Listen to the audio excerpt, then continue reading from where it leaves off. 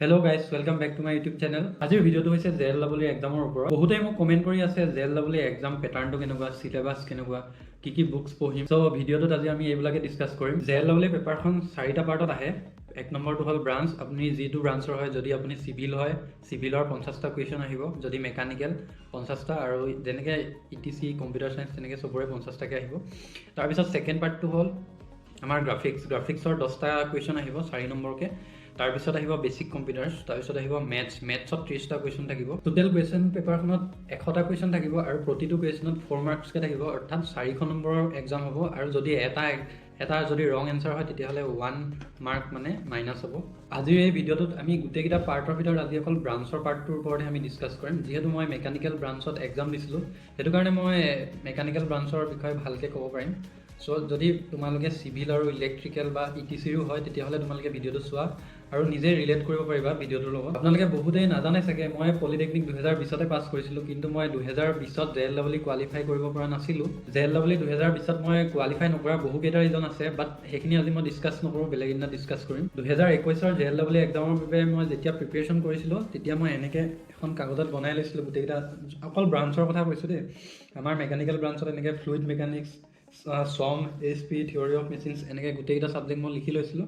আৰু লাষ্ট 5 ইয়াৰ্ছৰ যিমান কুৱেশ্যন, মানে কোনটো ছাবজেক্টৰ পৰা কিমানটা কুৱেশ্যন আহিছে, তো মই এনেকৈ লিখি লৈছিলোঁ। এয়া আপোনালোকে চাব পাৰে এখন, যদি আপোনালোকক লাগে মই তলত PDF এটা বনাই দি দিম। এয়া 2015, 2017, 2018, 2019, 2020 এনেকৈ যদি আপোনালোকে বনাই লয়, আপোনালোকে যদি চিভিলৰ হয় তেতিয়াহ'লে আপোনালোকে লাষ্ট 5 ইয়াৰ্ছৰ আপোনালোকে এনালাইচিছ কৰিব কোনটো ছাবজেক্টৰ পৰা কিমানটা কুৱেশ্যন আহিছে।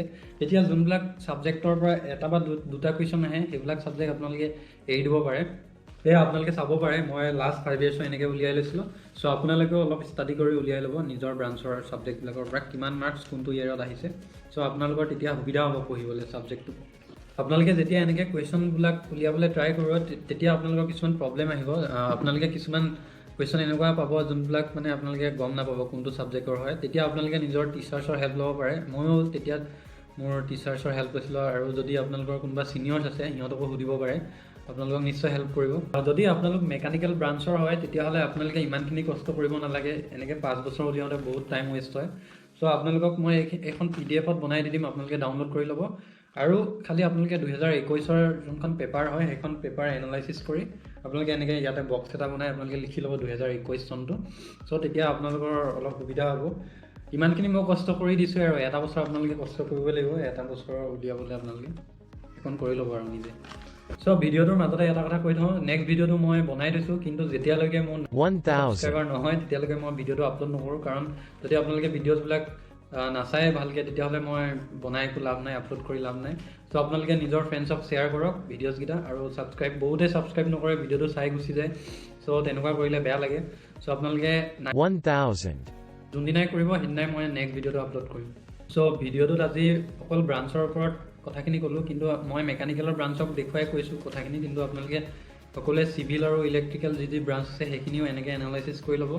যিহেতু আমাৰ 3 বছৰত বহুতকেইটা ছাবজেক্ট থাকে, 6টা চেমত গোটেইখিনি পঢ়াটো পচিবল নহয়। চ' যোনকেইটা ছাবজেক্ট ইম্পৰ্টেণ্ট হয় সেইকেইটা বেছিকৈ পঢ়াটো মই ভাবোঁ, মানে বেছিকৈ পঢ়িলে সেইখিনিয়ে লাভ হ'ব। কাৰণ কিছুমান ছাবজেক্ট তেনেকুৱা আছে এটা বা দুটা কুৱেশ্যন আহে, কিন্তু চিলেবাছটো বহুত ডাঙৰ।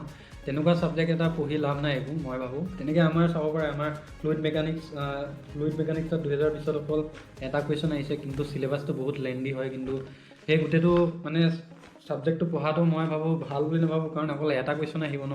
তো তেনেকৈ আপোনালোকে নিজৰ ব্ৰাঞ্চৰ ছাবজেক্টবিলাক এনেকৈ এনালাইচিছ কৰি ল'ব। মই যেতিয়া গোটেই 5 বছৰৰ কুৱেশ্যন পেপাৰখিনি এনালাইচিছ কৰিছিলোঁ, মেকানিকেল ব্ৰাঞ্চৰ আটাইতকৈ মষ্ট ইম্পৰ্টেণ্ট ছাবজেক্টকেইটা হ'ল প্ৰডাকশ্যন, ৱৰ্কশ্বপ টেকন'লজি বুলি ক'ব পাৰে, যোনখিনি ৱেল্ডিং আছে সেইটো ছাবজেক্ট বহুতেই ইম্পৰ্টেণ্ট। তাৰ মানে আপুনি ধৰক 20টাৰ পৰা 25টা কুৱেশ্যন প্ৰতি বছৰে আহে। চ' সেইটো বহুত ইম্পৰ্টেণ্ট। তাৰপিছত থিয়ৰী অফ মেচিনছ, তাৰ পৰাও আহে 6টা-7টা কুৱেশ্যন প্ৰতি বছৰে আহে। তাৰপিছত থাৰ্মোডাইনামিক্সটো বহুত ইম্পৰ্টেণ্ট, তাৰ পৰাও 500টা কুৱেশ্যন আহে। তাৰপিছত IC ইঞ্জিন, ৰেফ্ৰিজাৰেটৰ, এইকেইটাৰ পৰা এটা কুৱেশ্যন আহে। HP যোনটো হিট পাৱাৰ ইঞ্জিনিয়াৰিং যদি আপোনালোকৰ আছিলে তেতিয়াহ'লে সেইটো ইম্পৰ্টেণ্ট হয়, 2-3টা কুৱেশ্যন আহে। আৰু ফ্লুইড মেকানিক্স আৰু ষ্ট্ৰেংথ অফ মেটেৰিয়েল যোন দুটা ছাবজেক্ট হয় সেই দুটা মই নাভাবোঁ ইমান ইম্পৰ্টেণ্ট বুলি, কাৰণ সেই দুটাৰ পৰা এটা বা দুটাহে কুৱেশ্যন আহে। কিন্তু ছাবজেক্টটো মানে চিলেবাছকেইটা মানে 2টা ছাবজেক্টৰ বহুত দীঘল হয়।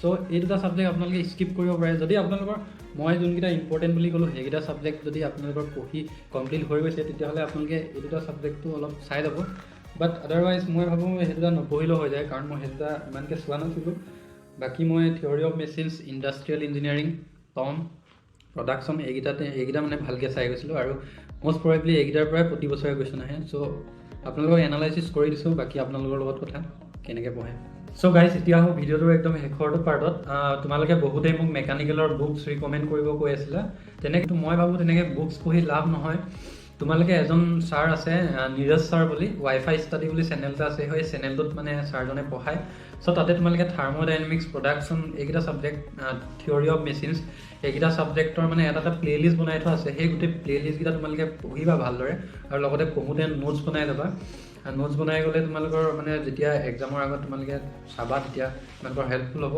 আৰু মই ভাবোঁ এনেকৈ বুকছ তেনেকৈ পঢ়ি লাভ নাই তোমালোকে সেই চেনেলটো ফ'ল' কৰা আৰু সেই ছাৰজনৰ ভিডিঅ'বিলাক ভালদৰে পঢ়া আৰু তোমালোকে যদি MCQ প্ৰেক্টিছ কৰিব বিচাৰে তেতিয়াহ'লে এটা এক্সাম ভেদা বুলি এটা এপ এটা আছে তো সেই এপটো তোমালোকে ইনষ্টল কৰি লোৱা ইনষ্টল কৰি তোমালোকে তাতে তোমালোকে পূৰা মানে ছাবজেক্ট ৱাইজত পাই যাবা আৰু প্ৰেক্টিছ কৰা তাত আৰু এনচাৰবিলাকো তোমালোকক ভালদৰে দিয়া থাকে যদি ভুল হয় তো তাতে খুব প্ৰেক্টিছ কৰা প্ৰেক্টিছ নকৰিলে নহ'ব কাৰণ তোমালোকে আল্টিমেটলি এক্সামত গৈ MCQতে এনচাৰটো দিব লাগিব যদি তোমালোকে MCQ প্ৰেক্টিছ নকৰা তেতিয়াহ'লে তোমালোকৰ এক্সামত গৈ খেলি মেলি লাগিব চ' সেইকাৰণে মই কওঁ তোমালোকে যিমান পাৰা সিমান MCQ প্ৰেক্টিছ কৰা আৰু এটা ৱেবছাইট আছে ছাইটটোৰ নাম হ'ল sendfoundry.com সেই sendfoundry.com তোমালোকে ছাইটটো তোমালোকে মাৰি ল'বা গুগলত তাৰপিছত তোমালোকে তাতো তোমালোকে টপিক ৱাইজ ছাবজেক্ট ৱাইজত থাকিব গোটেইখিনি তাতে তোমালোকে প্ৰেক্টিছ কৰিব পাৰিবা আৰু মই কৈছোঁৱেই আকৌ এবাৰ কওঁ MCQ প্ৰেক্টিছ কৰাটো মষ্ট ইম্পৰ্টেণ্ট তোমালোকে প্ৰেক্টিছ কৰিবই লাগিব আৰু তেনেকৈ বিশেষ তোমালোকে বুকছ ছাবজেক্ট ৱাইজত পঢ়িব নালাগে নীৰজ ছাৰৰ ভিডিঅ'বিলাক চোৱা